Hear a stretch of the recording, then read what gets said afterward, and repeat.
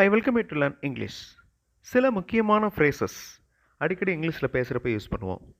இப்போ so as to இந்த 3 வார்த்தைகளை ஈஸியாக இங்கிலீஷில் பேசுகிறப்ப யூஸ் பண்ணலாம். இதுக்கு என்ன அர்த்தம் அப்படின்னா இன் ஆர்டர் டு, அதாவது இதற்காக. In order to buy vegetables I go to market. நான் வெஜிடபிள்ஸ் வாங்குவதற்காக நான் மார்க்கெட்டுக்கு போகிறேன். In order to buy vegetables I go to market. அதே மீனிங்கில் இருக்கிறது தான் so as to. I have packed everything. நான் எல்லாத்தையுமே பேக் பண்ணிட்டேன். I have packed everything. இந்த ஹாவ் பேக்டு அப்படிங்கிறது என்ன டென்ஸ்? ப்ரெசன்ட் பர்ஃபெக்ட் டென்ஸ், அதாவது தற்போது நடந்து முடிகிற செயல்களை சொல்கிறது. I have packed everything so as to move fast. வேகமாக மூவ் பண்ணிடலாம், வேகமாக கிளம்பிடலாம். They finish their work so as to submit the records சூன்.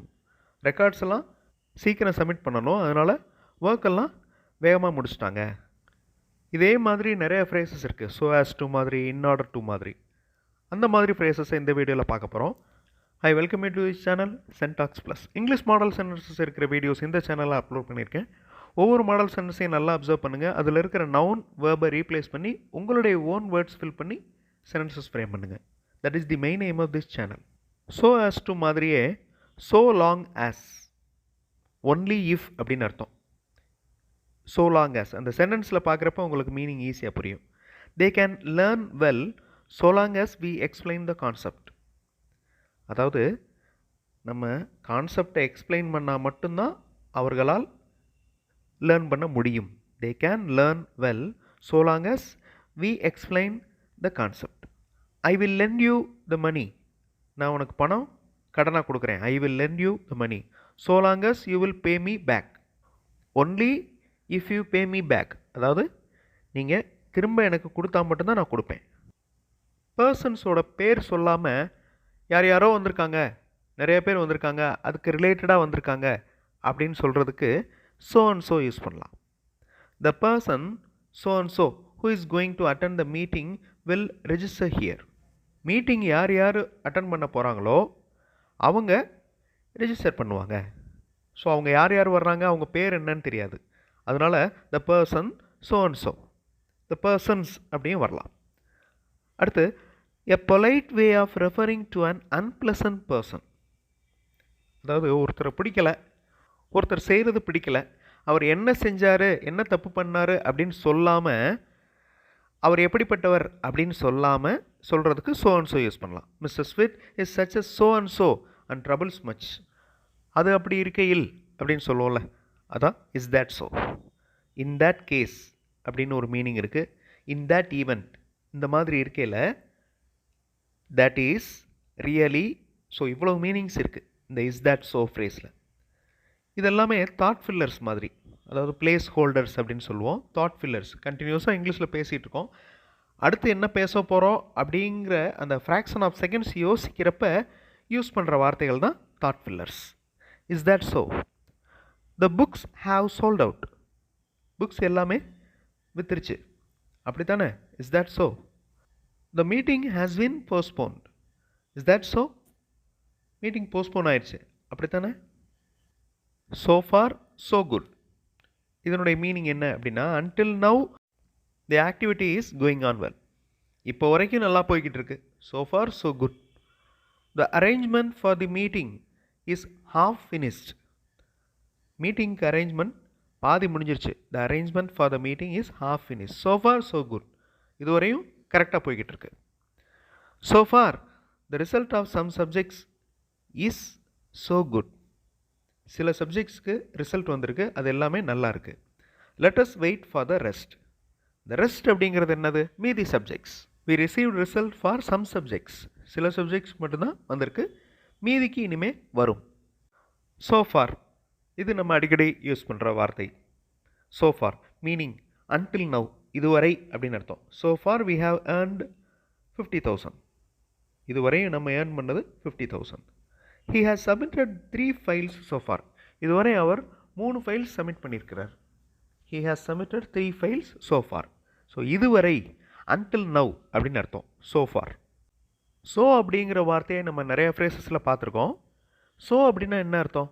அது ஒரு கன்ஜங்ஷன், அதனால் அப்படின்னு அர்த்தம். I didn't like the movie எனக்கு அந்த படம் பிடிக்கவில்லை, ஸோ ஐ ரிட்டர்ன்டு, அதனால் நான் திரும்பிட்டேன். ஸோ அந்த ஸோ அப்படின்னா அதனால் அப்படின்னு அர்த்தம். சில இடங்களில் மீனிங் மாறும்.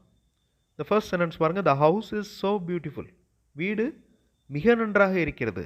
ஸோ அந்த மிக அப்படின்னு அந்த அதிகப்படுத்துதல், அந்த இடத்துல ஸோ யூஸ் ஆகுது. இந்த இடத்துல நீங்கள் அதனால் அப்படிங்கிற மீனிங் கொண்டு வர முடியாது. Thank you for being so patient, அமைதியாக இருந்ததுக்கு நன்றி. Thank you for being so patient. It was so kind of you, நீங்கள் மிகவும் கனிவுடன் இருந்தீர்கள். It was so kind of you. I am so tired, எனக்கு ரொம்ப டயர்ட் ஆயிடுச்சு. I have got an enormous amount of work to do. Enormous adjective, நிறைய வேலை இருக்குது எனக்கு. I have got an enormous amount of work to do, செய்கிறதுக்கு நிறைய வேலை இருக்குது. ஸோ ஹாவ் ஐ, எனக்கும் கூட இருக்கிறது அப்படின்னு அர்த்தம்.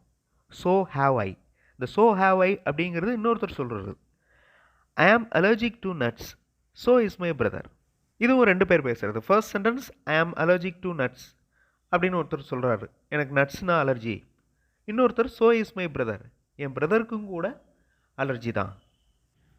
Ravi left just after mid night and so did Raj. இந்த ஸோ டிட் ராஜ் அப்படின்னா என்ன அர்த்தம்? அதுக்கு முன்னாடி என்ன சென்டென்ஸ் இருக்குன்னு பாருங்கள். அந்த சென்டென்ஸுடைய மீனிங் தான் அது. அதாவது Ravi left just after mid night, mid நைட்டுக்கு அப்புறம் ரவி கிளம்பிட்டாரு. ஸோ டிட் ராஜ், அதே மாதிரி தான் ராஜும் பண்ணார் அப்படின்னு அர்த்தம். I hope they stay together, அவங்க சேர்ந்து இருப்பாங்க அப்படின்னு நினைக்கிறேன். I hope they stay together. I hope so too, நானும் அப்படி தான் நினைக்கிறேன். I hope so too. Do you think he is upset, அவர் அப்செட்டாக இருக்கிறாருன்னு நீங்கள் நினைக்கிறீங்களா? Do you think he is upset? I don't think so, நான் அந்த மாதிரி நினைக்கல. I don't think so. My eyes are slightly different colours. என்னுடைய ஐஸ், என்னுடைய கண்கள் சிறிதளவு வேறு கலரில் இருக்குது. ஸோ தே ஆர், இருக்கட்டும், அதனால் ஒன்றும் ப்ராப்ளம் இல்லை. So they are. That's her brother, அதுதான் அவளுடைய brother. He looks like James Dean, so he does. அவர் பார்க்குறதுக்கு ஜேம்ஸ் டீன் மாதிரியே இருக்கிறாரு. ஸோ ஹீ டஸ் அப்படின்னு என்ன அர்த்தம்? ஆமாம், அது மாதிரி தான் இருக்காரு அப்படின்னு அர்த்தம். ஸோ இந்த மாதிரி இந்த ஸோ அப்படிங்கிற வேர்டு ஒரு கன்ஜங்ஷன். நிறைய இடங்களில் அதனால் அப்படிங்கிற மீனிங்கில் யூஸ் பண்ணுறோம். பட் வேறு வேறு ஃப்ரேசஸில் நம்ம யூஸ் பண்ணுறப்ப வேறு வேறு கான்டெக்ஸ்டில் டிஃப்ரெண்ட்டான மீனிங் அது கொடுக்குது. இதில் பார்த்த எல்லா ஃப்ரேசஸுமே நம்ம இங்கிலீஷில் பேசுகிறப்ப அடிக்கடி யூஸ் பண்ணுற ஃப்ரேசஸ். எல்லாத்தையுமே சென்டென்ஸில் எழுதி ப்ராக்டிஸ் பண்ணுங்கள். இன்னும் நிறைய மாடல் சென்டென்சஸ் அடுத்தடுத்த வீடியோஸில் பார்க்கலாம்.